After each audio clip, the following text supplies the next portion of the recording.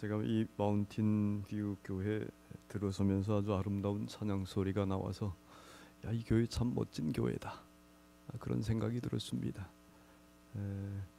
그 가정이 잘 되는 데 있어서 웃음소리와 노래소리가 흘러나면 잘 된다고 그러는데, 교회 부흥의 그 시발점은 찬양 소리입니다. 아주 아름다운 찬양을 이렇게 해주신 분들께 정말 감사를 드리면서, 또 이처럼 말씀을 증거할 수 있는 기회를 주셔서 정말 감사를 드립니다. 우리 하나님께 감사를 드리고, 또 우리 선배님이신 우리 임정 목사님께 감사를 드리고, 우리 장로님들과 성도분들께 감사를 드립니다. 한국은 미세먼지 때문에 숨쉬기가 참 곤란합니다. 이제 어제 여기에 지상낙원이라고 불릴 수 있는 샌프란시스코에 도착해가지고 하늘을 쳐다보니 남미 하늘 못지않게 아주 맑고, 공기도 아주 너무 좋은 것 같고, 참 좋은 곳에 여러분들이 사신다라는 생각이 들었습니다.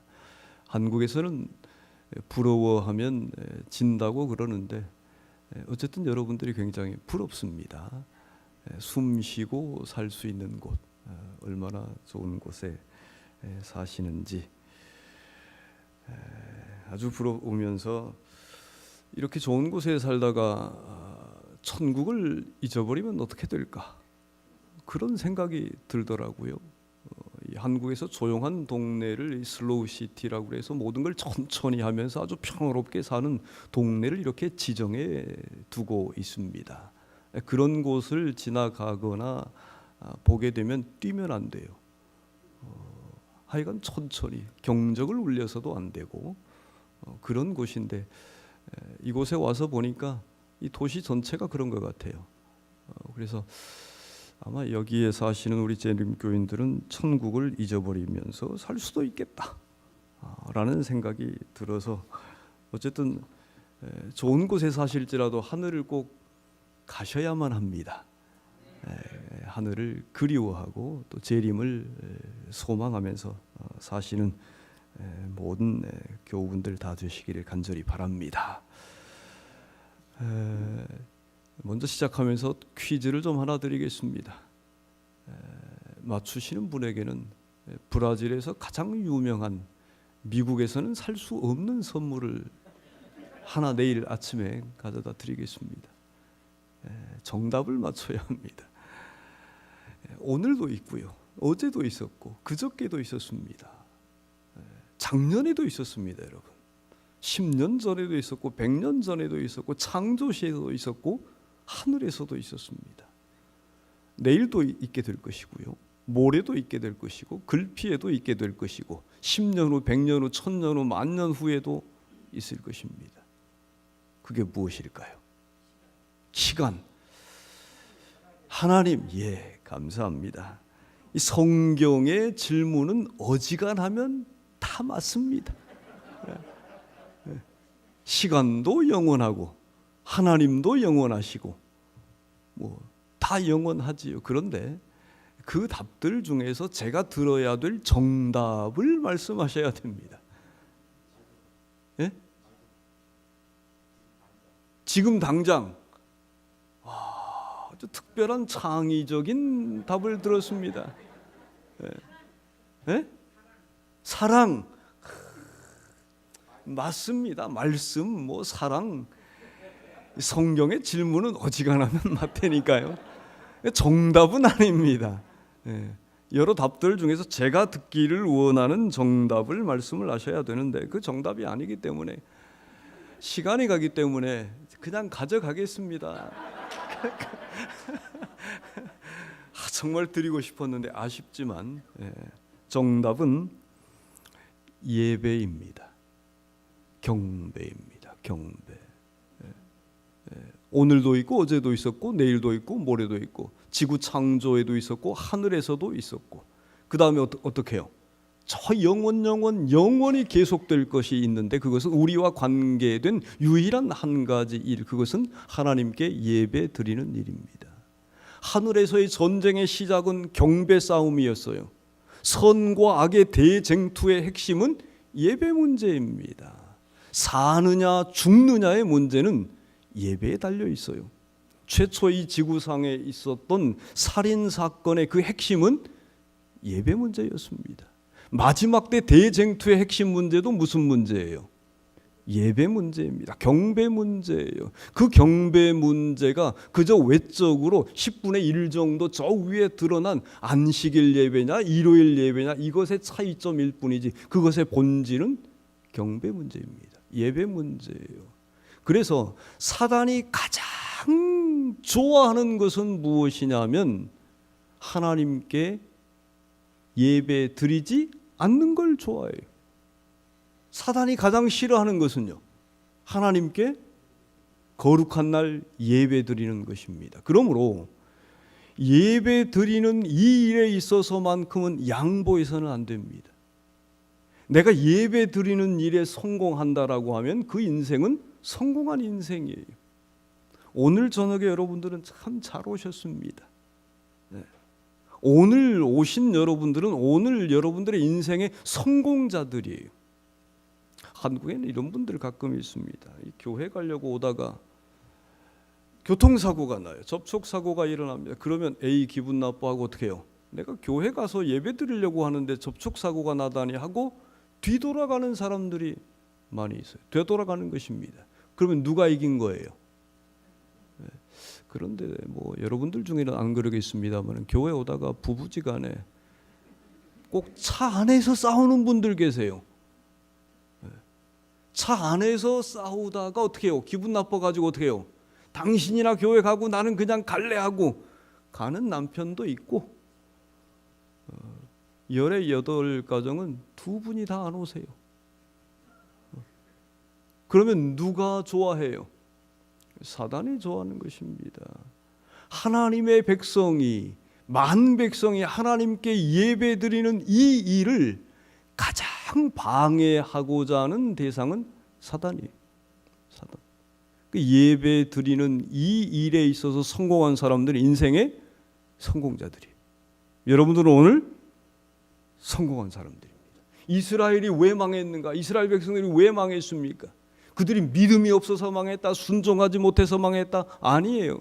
그 모든 것을 한마디로 종합하면 그들은 예배를 상실해서 망한 것입니다.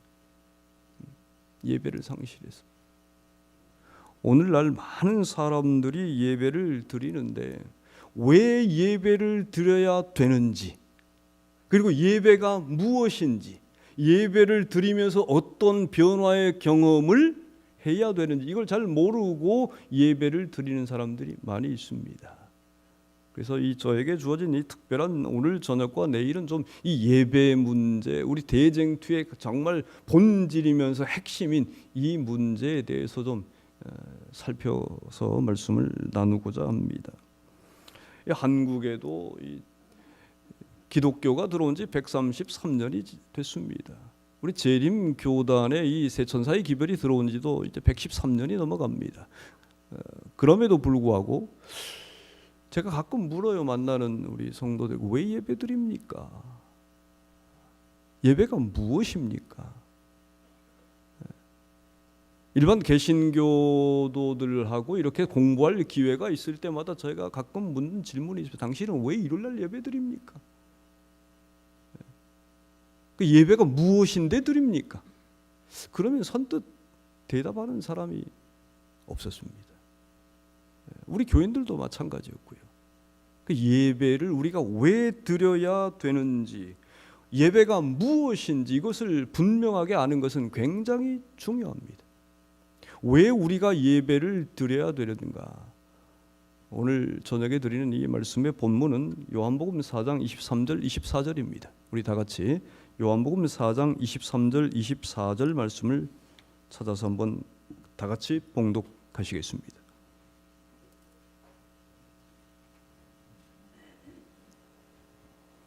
제가 개역 성경으로 읽습니다. 아버지께 시작. 아버지께 참으로 예배하는 자들은 신령과 진정으로 예배할 때가 오나니 곧 이때라. 아버지께서는 이렇게 자기에게 예배하는 자들을 찾으시느니라. 하나님은 영이시니 예배하는 자가 신령과 진정으로 예배할지니라. 왜 우리가 예배를 드려야 되는가? 그 첫 번째 이유는 요한복음 4장 23절의 본문에 나와 있습니다. 아버지께서는 이렇게 자기에게 예배하는 자들을 뭐 한다고 그랬어요? 찾으시느니라. 하나님께서는 예배 드리는 사람들을 오늘날도 찾고 계십니다. 왜 예수님께서 이 세상에 오셨는가? 왜 예수님께서 십자가에 달려 돌아가셨는가? 그 이유는 만 백성들이 하나님 앞에 나와서 예배드리게 하기 위함입니다. 그들을 구원하셔서 하나님께 예배드리게 하기 위함이에요. 하나님께서 뭐 하려고 잃은 자를 찾기 위해서 예수님을 보내셨는가? 그 이유는 잃은 자들이 하나님께 돌아와서 뭐 하게 하기 위해서요? 예배드리게 하기 위해서요. 교회의 제1기능이 예배입니다. 하나님은 만 백성이 하나님의 전에 나와서 하나님 앞에 나와서 예배 드리기를 원하십니다. 그런데 만 백성이 오지 않아요. 그러므로 뭐 하라는 거예요? 선교하라는 것입니다. 저 세상의 사람들을 초청하라는 거예요. 오라는 것입니다. 와서 뭐 하라는 거예요? 예배 드리라는 것입니다. 그래서 이 선교의 동력은 예배입니다. 경배예요. 하나님은 만 백성이 하나님의 전에 나와서 하나님께 경배 드리기를 원하세요. 이 예배 드리는 사람들이 적기 때문에 선교하라는 거예요. 그래서 예배에 대해서 정확하게 알지 못하면은 선교도 잘 못합니다. 왜 선교해야 되는지 잘 몰라요. 오늘은 선교하는데 내일은 안 하는 거예요. 덥다고 안 하고 춥다고 안 하고 무슨 일이 있다고 안 하는 것이 그 이유가 무엇인가? 예배가 뭔지 잘 몰라요. 왜 우리가 예배를 드려야 되는지 정확한 정의가 부족한 것입니다.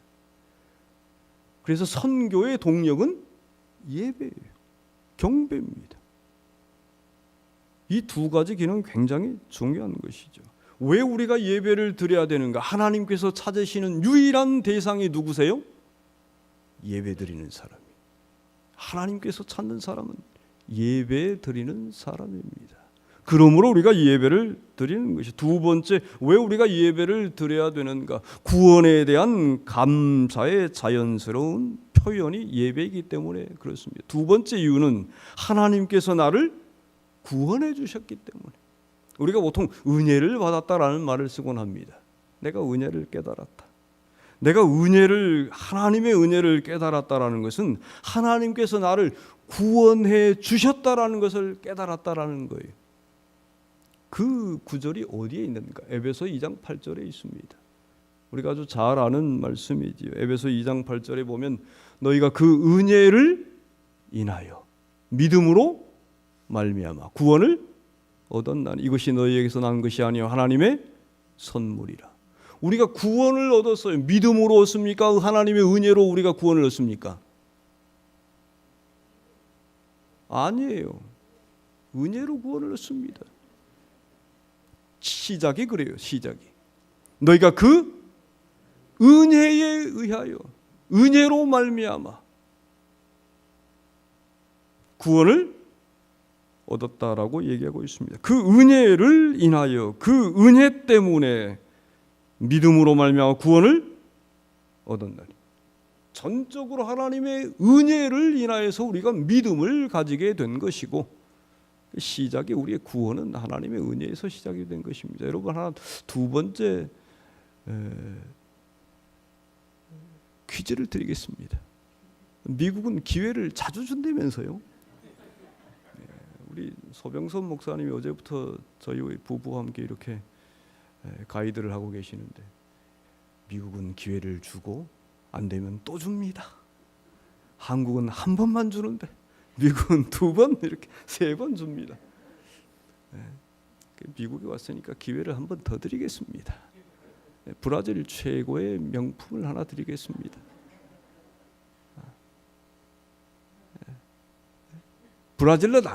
브라질럿은 여기 살 수 있는데요. 그거 아닙니다. 자, 퀴즈 나갑니다. 사랑이 있고 은혜가 있어요. 사랑과 은혜의 차이점이 무엇입니까? 사랑은 무엇이고 은혜는 무엇이에요? 그 차이점이 무엇입니까? 생각 안 해보셨지요? 다행입니다. 사랑과 은혜가 달라요. 확연히 달라요. 차이점이 뭐예요? 사랑은 무엇이고 은혜는 무엇이에요? 이 사랑과 은혜의 차이점이 뭐예요? 사랑은 희생을 해야 되고 또요, 은혜는 그냥 주는 것이고 비슷합니다. 성경의 질문은 어지간하면 맞습니다만은 분명하지 않습니다. 사랑은 양쪽이다 하는 것이고 은혜는 양쪽이 안 하는 것이고요. 은혜도 양쪽에서 베풀어야 할 것인데요. 어쨌든 뭐 90점은 됩니다만은 100점은 아닙니다. 안 계시지요? 같으면 제가 뭐 하려고 질문을 하겠습니까? 네. 네네. 네. 사랑은 주는 거, 사랑 안 받으세요 그러면? 네. 95점 드리겠습니다. 네. 상당히 창의력인 93점 드리겠습니다. 은혜의 본질이 사랑이다. 92점 드리겠습니다. 네.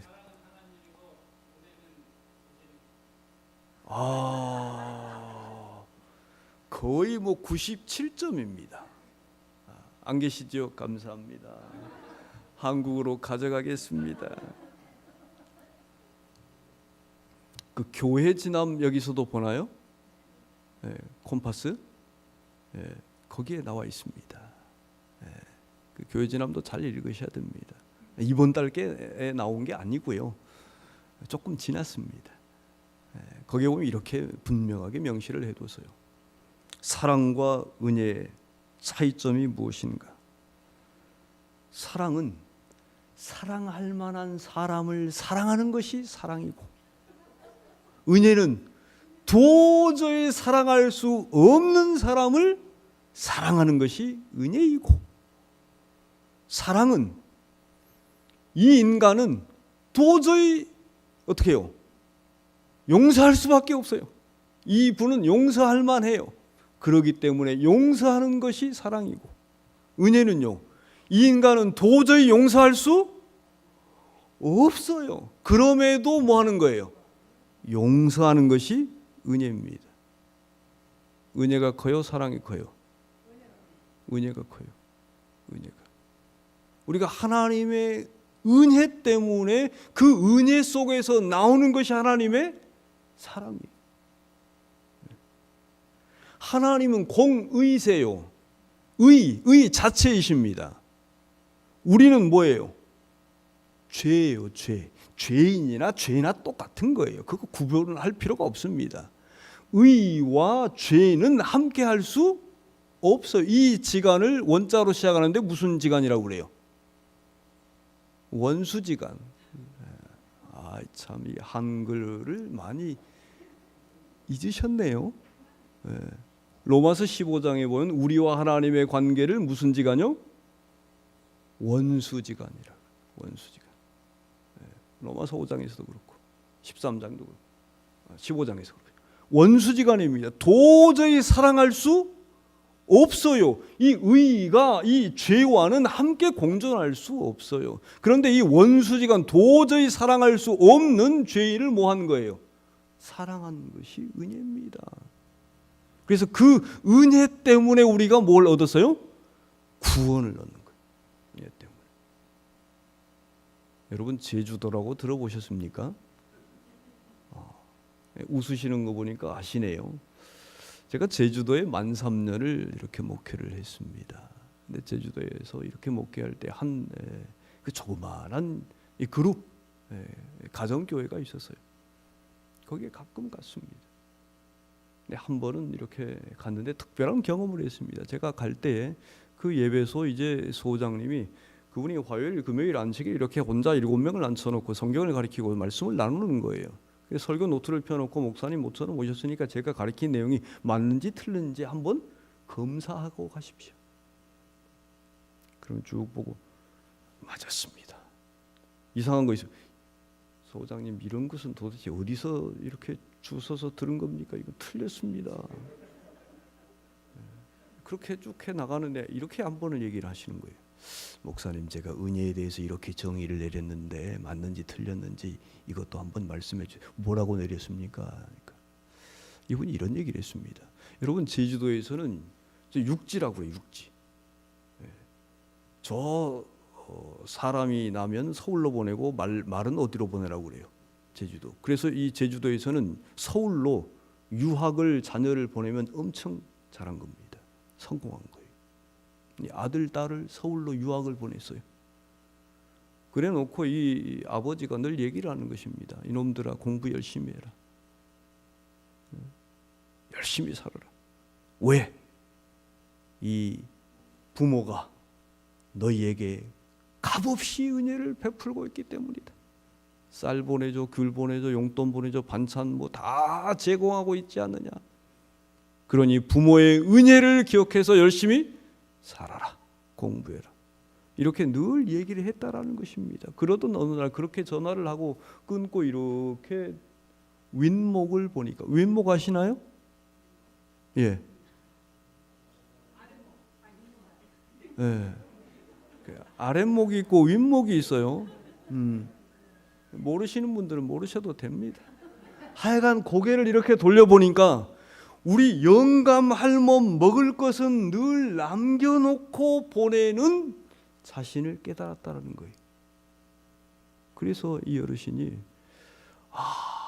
내가 이 자식들에게 은혜를 늘 베푼다라고 자랑을 했는데 우리 먹을 것은 남겨놓고 보내는 것이 인간이 베푸는 은혜이고 하나님의 은혜는 하늘에 남겨두지 아니하고 다 주는 것이 하나님의 은혜입니다라고 정의를 내렸는데 맞습니까? 틀립니까? 라고 묻는 거예요.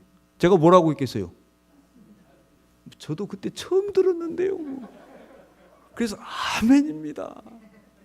영감의 글에 보면, 예언의 시에 보면 그리스도를 우리 이 땅에 보내신 것은 하나님 아버지께서 하늘의 모든 것을 다 보내신 것과 같다. 여러분 하나님의 은혜는 남겨두지 아니하고 어떻게 해요? 다 주는 것입니다. 그 은혜를 인하여서 우리가 뭘 얻었어요? 구원을 얻은 것이에요. 우리가 은혜를 깨달았다는 것은 하나님께서 그 은혜로 나를 구원해 주셨다는 것을 깨닫는 거예요. 사도 바울이 빌립보성에 가서 복음을 열심히 전하다가 죽도록 얻어맞았어요. 기절했습니다. 그래서 빌립보성 차디찬 감옥에 그냥 내던져 놨습니다. 한밤중에 눈을 비비고 일어났어요. 그러면 온 몸이 얻어맞았기 때문에 아팠을까요? 시원했을까요? 이걸 전문 용어로 우리 지역에서는 뭐라고 그러냐면 온 삭신이 아프다고 그래요. 삭신이 쑤시다고. 그러면 눈 비비고 일어나서 하나님 원망해, 불평해야 돼요. 내가 이 빌립보성에 와서 하나님의 말씀을 증거했는데 이렇게 얻어맞고 이게 뭡니까? 라고 해야 될 판인데 눈 비비고 일어나서 뭐 하는 거예요? 감사했어요. 감사해서 찬양하고 기도하고. 도대체 사도 바울이 어떻게 그렇게 할 수 있었는가? 그는 하나님의 은혜가 무엇인지 철저하게 깨달았기 때문에 가능한 것입니다. 그 은혜를 분명하게 깨우쳤기 때문에 그 고통 속에서 눈 뜨자마자 하나님께 예배드린 것입니다. 왜 우리가 예배를 드려야 되는가? 하나님께서 예배 드리는 사람들을 찾고 계시기 때문에. 두 번째는요, 하나님의 구원의 은혜에 대한 감사의 표현으로. 세 번째 이유는 하나님 그 존재 자체에 계세요. 하나님께서 사람을 만들 때 예배 드리는 존재로 하셨어요. 이 세계 여행가들이 국가도 없고 언어도 없고 뭐 학교도 없고 오지 산 속에 들어가도 반드시 무슨 행위를 한다고 그래요. 사람들이 예배 행위를 하는 거예요. 그 대상이 하나님이 아닐 뿐이지 어떤 형태로든지 간에 종교 행위를 하고 있더라라는 것입니다. 하나님께서 우리를 예배드리는 존재로 만드셨기 때문에 우리가 예배를 드리지 않고서는 살 수 없어요. 여러분, 교회라고 하는 뜻, 교회는 우리 한글로는 가르칠 교, 모일회입니다. 그런데 이것은 이 교회의 본뜻을 잘 드러내주지 못합니다. 그 교회라고 하는 단어는 신약 헬라어에서는 에클레시아라고 하는 단어에서 왔어요. 불러냄을 받은 사람들이라는 뜻입니다. 그런데 이 에클레시아라고 하는 신약의 헬라어는 구약 성경에서는 칼이라고 하는 단어에서 왔습니다. 그러므로 교회가 도대체 뭐 하는 곳이냐? 그 의미를 분명하게 깨닫기 위해서는 칼이 무슨 뜻인지를 알면 돼요. 이 칼이라고 하는 단어는 무슨 뜻이냐면 예배드리라고 불러냄을 받은 공동체를 칼이라고 합니다. 예배드리라고 세상으로부터 불러냄을 받은 사람들, 그들이 교회입니다. 그러므로 교회의 제1기능은 뭐예요? 예배입니다. 예배예요. 예배 드리는 사람들이 적기 때문에 세상에 나아가서는 뭐 하는 거예요? 선교하는 것입니다. 그러므로 이 예배와 선교 이 두 가지는 교회의 아주 생명처럼 중요한 기능으로 여러분 믿으시기 바랍니다. 그리고 이 일을, 이 두 가지 기능을 위해서 이 교회가 서 있는 것이에요. 이 두 가지 기능을 위해서 우리가 사는 것입니다. 질문을 좀 하나 더 드려봅니다. 여러분들은 하나님을 만나보셨습니까? 나는 하나님 만나봤다. 손 들어보세요. 네, 할렐루야. 나는 하나님 만나본 적이 없다. 손 드세요. 이것도 저것도 아니신 분들이 많으시네요. 계시록 3장에 보면 이것저것 차든지 더없든지 아니하고 미지근하면 어떻게 해요? 토하여 내치리라 했는데 여기는 토하여 내칠 분이 상당히 많으시네요. 양당 간에 결정을 해야 되는데요.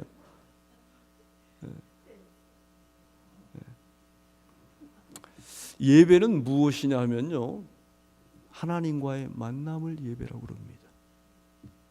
내가 안식일마다 예배를 드리면 1년에 53번을 드리는 것입니다. 여기는 화요일날 예배를 안 드려서 소그룹으로 드린다고 하면 뭐 화금, 안식일 이렇게 한국에서는 드리면은 159번을 만나는 것입니다. 아침 예배 365를 더하면 514번을 1년 동안 하나님과 만나는 거예요. 자, 따라합니다. 예배는 하나님께서 정해주신 시간에, 하나님께서 정해주신 장소에서 하나님과의 만남이다. 예배는 하나님께서 정해주신 시간에, 하나님께서 정해주신 장소에서 하나님과의 만남입니다.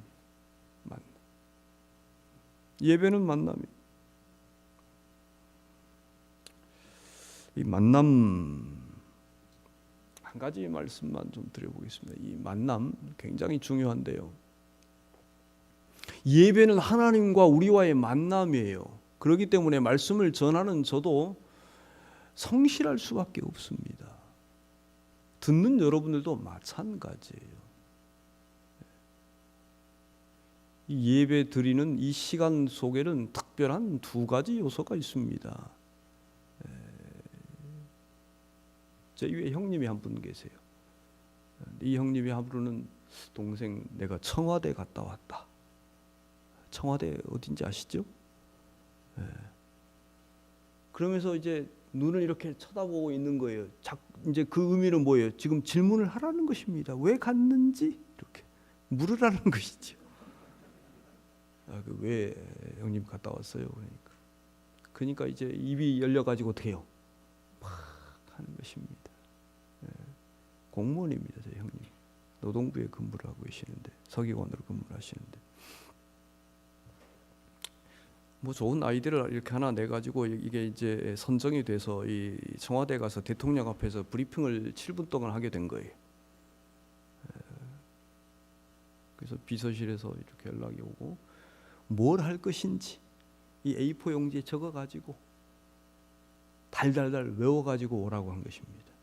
그래서 적어 가지고는 그냥 수백 번 읽었다라는 거예요. 청와대 10분 전에 갔을까요? 2시간 전에 갔을까요? 네? 여러분들이 안 가보시고도 잘 아시네요. 지각했을까요? 지각할 수가 없지요. 2시간 전에 가서 대기실에서 기다리고 있는데 비서실에 또 나오더래요. 그래서 대통령 앞에 가서 7분 동안 얘기할 거 한 번 더 해보라는 거예요. 그래서 뭐 일사천리로 그냥 쫙 했다라는 것입니다. 그리고 대통령 앞에 딱 섰는데 뭔 얘기를 했는지 기억이 안 난대요. 그렇게 수백 번을 읽고 암송을 했는데 엄청 아주 억수로 떨리고 막 무섭고 막 이렇게 버벅거리고 그 대통령이 마지막에 수고했다고 잘했다고 딱 한마디 그것만 들리고 나머지는 뭐라고 이렇게 아무 생각이 없대. 그런데 그 속에서요 이제 끝마치고 나오면서 무슨 마음이 들었을까요? 질자로 시작하는데 에? 즐거움, 기쁨. 내가 누구 만났다라는 거예요? 이야, 대통령 만났다라는 것입니다. 그 대통령이 뭐 별겁니까? 그런데 어떻게 해요?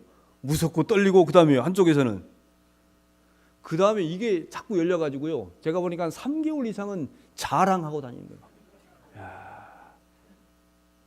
여러분이 하나님과의 만남 속에는 두 가지 요소가 같이 공존합니다. 거룩성이에요. 거룩해야 돼요.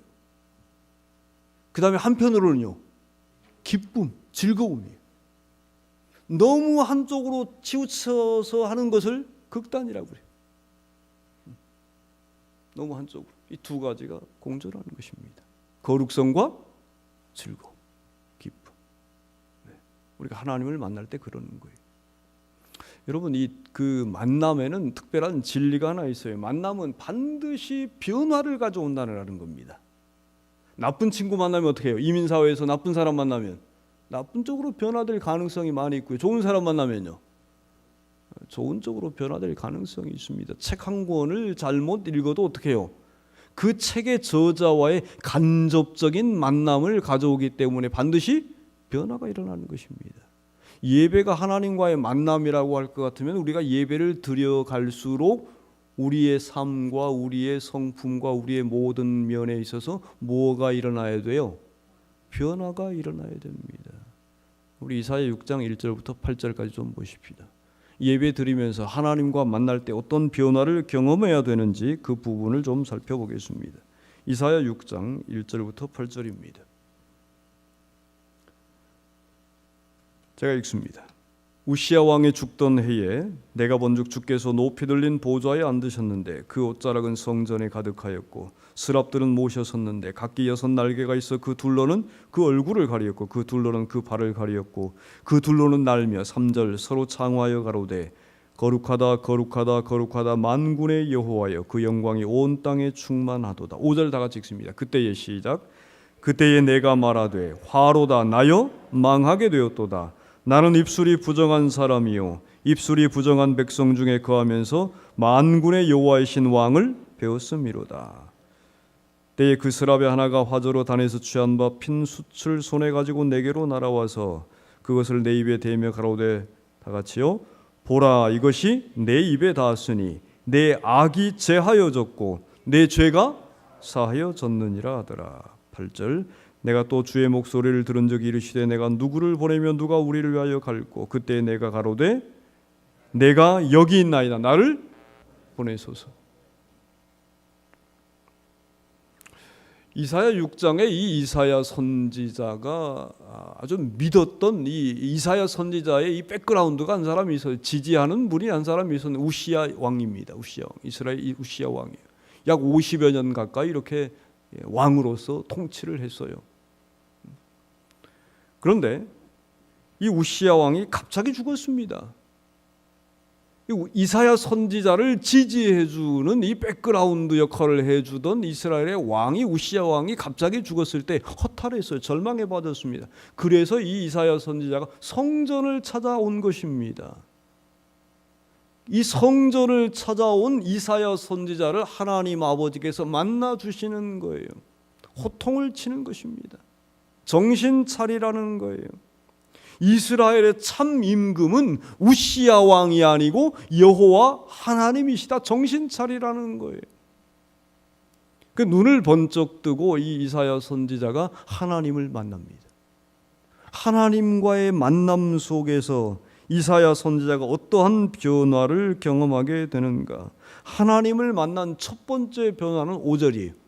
5절. 화로다 나여 망하게 되었도다. 여러분, 하나님을 만날 때 첫 번째 이 경험은 무엇이냐면 나의 죄를 깨닫는 것입니다. 내가 예배 드리러 와서 예배 시간에 하나님을 만나면서 내 죄를 깨우치지 못하면은 하나님을 만난 것이 아닙니다, 여러분. 거룩하신 분 앞에 나왔을 때 내 죄를 깨달을 수밖에 없어요. 화로다 나여 망하게 되었도다. 이것이 바로 하나님을 만난 경험입니다. 두 번째는 7절이에요. 두 번째 변화의 경험입니다. 내 악이 제하여졌고 내 죄가 사하여졌느니라. 이 두 번째 경험은 죄 용서입니다, 여러분.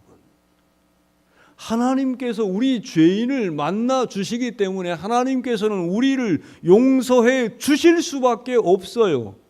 용서하지 아니하고서는 우리 죄인을 만나실 수 없어요. 의와 죄가 공존할 수 없습니다. 그러므로 여러분들이 한 주간 동안에 무슨 죄를 지었든지 간에 하나님의 전에 나와서 예배드리는 그 순간에, 예배 시간에 하나님께서 여러분의 모든 죄를 용서해 주십니다. 이것이 하나님과의 만남이 예배 시간을 통해서 변화를 경험하는 두 번째입니다. 하나님께서 나의 모든 죄를 이 예배 시간에 하나님과 우리가 만났을 때 용서해 주시는 거예요. 예배를 드릴 때마다 우리의 죄가 용서함 받는 것입니다. 나는 그런 느낌이 없는데요. 느낌으로 믿는 게 아니에요. 여러분들이 그렇게 느끼든지 아니 느끼든지 간에 상관없이 하나님께서는 예배를 통하여서, 만남을 통해서 여러분들의 모든 죄를 용서해 주시는 것으로 믿으시기 바랍니다. 세 번째 변화의 경험은 하나님을 만난 이사야가 죄의 용서를 경험한 다음에 하나님의 또 다른 음성을 들어요. 이사야 선지자가요. 내가 누구를 보내면 누가 우리를 위하여 갈고. 그때 이사야 선지자가 뭐라고 답합니까? 내가 여기 있나이다. 나를 보내소서. 그때 세대는요, 지금 세대처럼 듣기는 들어도 깨닫지 못하고 보기는 봐도 알지 못하는 그러한 악한 세대였어요. 그런 시대였습니다. 그럼에도 불구하고 어떻게 해요? 내가 선교사가 돼서 나가겠다라고 고백하는 것입니다. 여러분, 예배를 드리고 저 문을 열고 나설 때는 그냥 나가면은 안 됩니다. 선교의 일꾼이 되어서 세상으로 문을 열고 나가는 것이에요. 치료봉사 100쪽과 101쪽에 보면 그렇게 얘기를 했습니다. 모든 진실한 제자는 한 사람의 선교사로서 태어난다. 모든 그리스도인은 선교사가 되어야 한다. 내 죄를 깨닫고 내 죄의 용서함을 경험하고 그 다음에 교회 문을 열고 나갈 때는 선교의 일꾼이 되어서 나가는 것입니다. 이것이 매 예배를 드릴 때마다 우리가 경험해야 될 3단계의 변화의 단계. 여러분, 오늘 드리는 예배가 사실 우리의 운명을 좌우합니다. 죽느냐 사느냐의 문제는 예배의 문제에 달려 있어요. 오늘 저녁에 참석하신 모든 분들이 올해에도 신령과 진정으로 예배를 드리고 하나님과의 진실된 만남을 통해서 변화를 경험해 가시길 바라면서 말씀을 드립니다. 기도하십시다. 하나님 아버지, 아버지의 크신 은혜를 인하여 감사드립니다. 우리와 만나 주셔서 감사합니다. 진정한 만남을 통해 우리를 변화의 길로 인도해 주셔서 감사합니다. 신령과 진정으로 예배 드리는 자를 찾으시는 주님, 이사야처럼 저희들도 3단계 변화를 경험하도록 축복해 주시옵소서. 죄를 깨닫게 해주시고 죄의 용서함 주셔서 감사합니다. 이제는 선교사가 되어서 세상을 향해 복음을 전하는 우리 모두가 되게 하옵소서.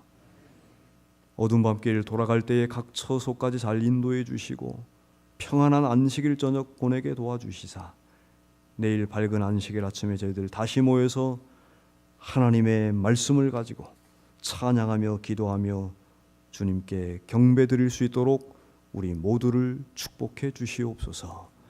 예수님의 이름으로 간절히 기도드립니다. 아멘.